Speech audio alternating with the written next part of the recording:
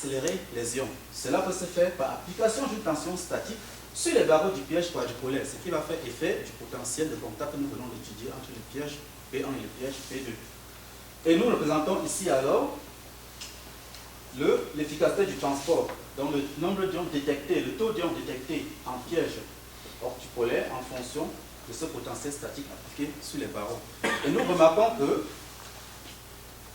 en fonction de ce potentiel statique, nous atteignons les taux de transport de 85%. Donc pour un nombre d'ions inférieur à 50 000. Donc pour étudier l'influence du nombre d'ions initial sur le transport, nous avons donc choisi un potentiel statique égal à 1750 millivolts et nous avons donc représenté ici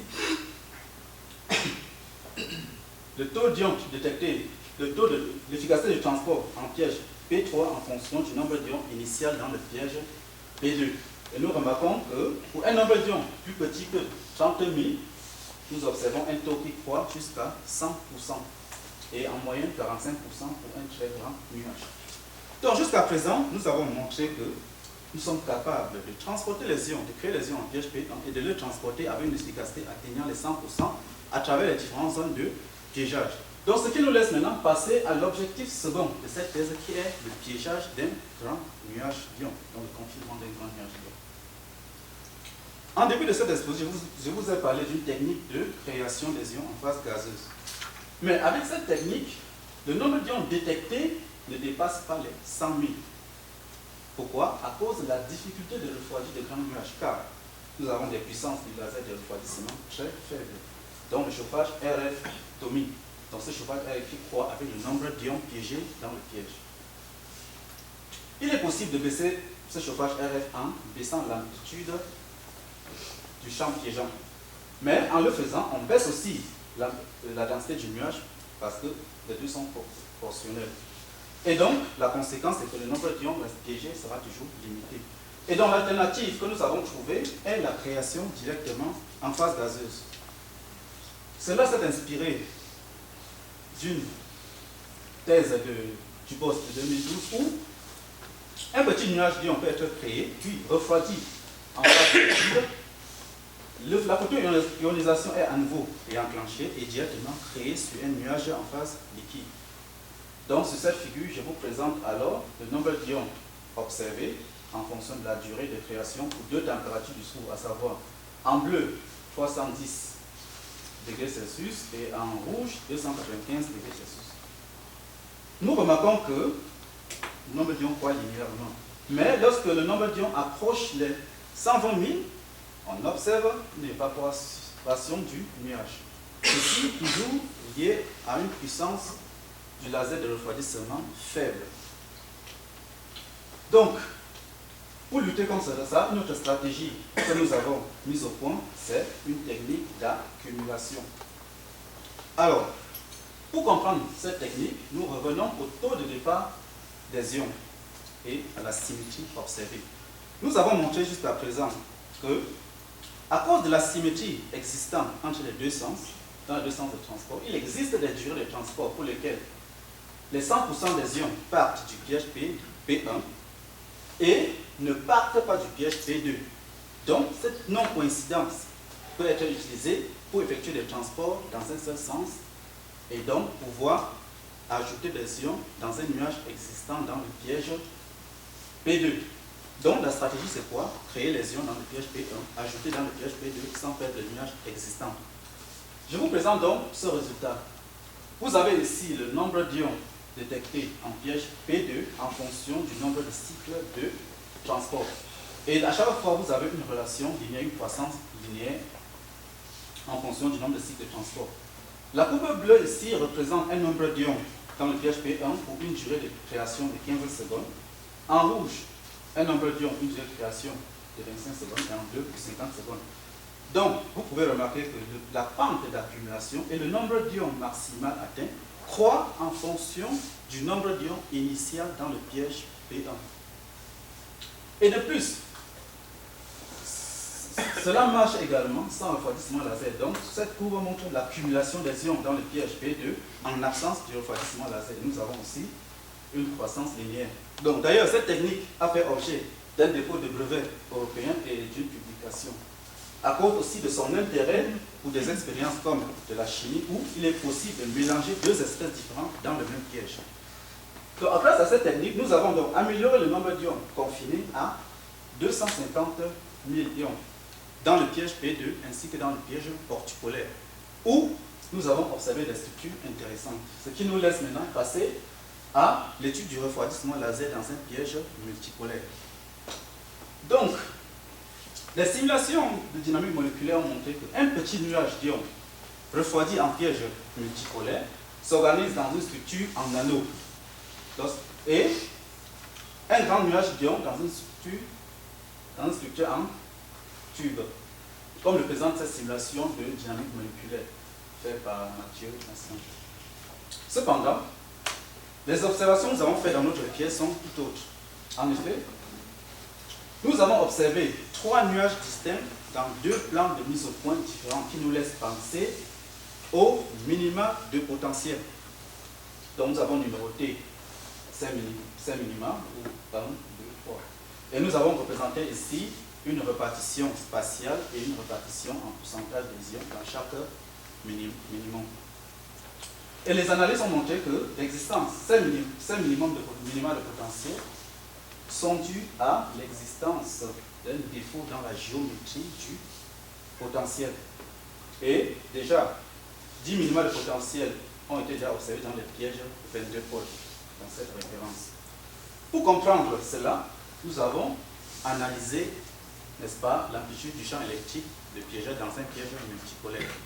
Donc, premier cas, dans un piège multipolaire idéal, l'amplitude du champ électrique est proportionnelle à R puissance K-1, où 2K est le nombre de barreaux du piège.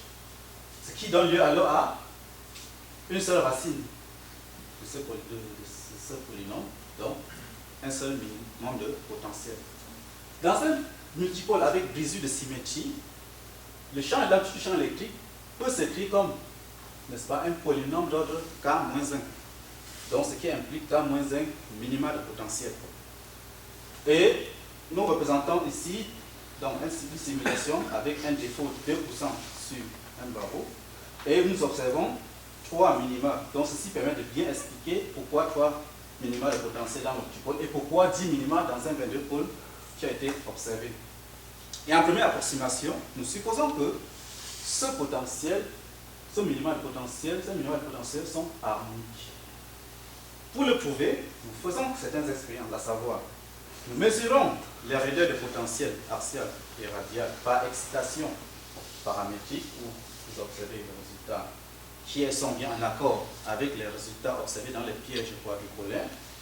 Ensuite, nous vérifions les lois des rapports d'aspect. Donc, et vous avez ici le rapport d'aspect du nuage en fonction de l'amplitude RF. Donc, en rouge, vous avez les mesures géométriques et en bleu, vous avez la loi théorique. Nous remarquons que l'accord est assez parfait.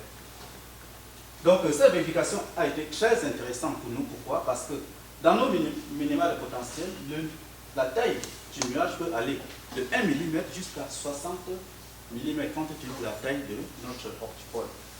Par rapport à la taille du détecteur qui ne fait environ qu'1 mm de large. Donc, avec cette vérification, nous sommes capables alors de connaître la longueur du nuage tout simplement en mesurant le rayon et en utilisant le rapport d'aspect. De plus, dans ces minima de potentiel, lorsqu'un petit nuage d'ion est piégé, on observe une structure en chaîne ou en zigzag dépendant du rapport des raideurs de potentiel axial et radial, comme observé généralement dans les pièges quadrupolaires. Et dans nos minima, nous faisons des chaînes d'ions dont le nombre d'ions dépasse les 100 ou 150.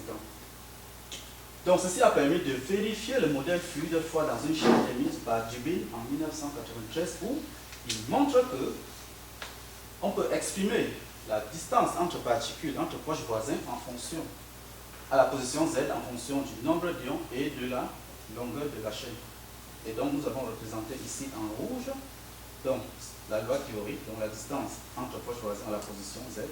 Et les points bleus représentent les mesures expérimentaux. Et nous voyons que l'accord est assez parfait. Donc voilà. Donc c'est cet exemple de 155 ions. Donc sur cette diapo, nous passons donc à la conclusion de ces travaux. Donc nous avons étudié la création des ions par photoionisation où nous avons pu faire un nuage de 120 000 ions. Nous avons proposé un protocole de transport très rapide par rapport au temps adiabatique qui sont de l'ordre de la seconde, où nous avons réalisé des transports de 90% sur un nuage atteignant les 100 000. Grâce au potentiel statique dans la zone de piégeage P1, nous avons fait des transports asymétriques entre les deux pièges, et ce qui a permis d'améliorer ce taux de transport de 90% à 100% aussi pour de grands nuages, et qui a également été très bénéfique pour le transport en piège, entre les pièges P2 et l'ortipole, où nous avons eu des taux de 100% sur des nuages de taille moins de 30 000. Grâce à ce transport asymétrique, nous avons mis au point une technique d'accumulation qui a permis, n'est-ce pas, d'améliorer le nombre d'ions piégés de 120 000 à 250 000 dans le piège P2 ainsi que dans le piège ortipolaire. Et cette technique permet aussi d'accumuler les ions sans refroidissement laser. Nous avons étudié le refroidissement des ions en piège quadripolaire où nous avons noté la présence d'un minima de potentiel harmonique dû à un défaut dans la géométrie du potentiel. Au-delà de tous ces résultats très intéressants, pas mal de choses restent encore à améliorer pour rendre encore cela encore plus intéressant. Cela peut se faire. Donc, comme l'objectif a été fixé d'atteindre les 10 puissance 7 ions, il est possible. Cela peut se faire à amélioration de la puissance du laser du refroidissement. Rendre possible le transport du piège ortipolaire vers le piège quadripolaire, qui pour l'instant est difficile à réaliser à cause de la distance très importante entre les barreaux du piège. Donc cela peut se faire par ajout d'électrodes supplémentaires qui va favoriser le déplacement des ions vers le piège P2 quadripolaire. Dans une perspective d'observer des structures creuses comme prédit par des simulations numériques, il sera donc judicieux de compenser les défauts observés. Et cela peut se faire par ajout d'une combinaison de tension statique. Et cette étude est en cours d'analyse au laboratoire. Et sur cette image de notre dispositif expérimental, je vous remercie de votre écoute.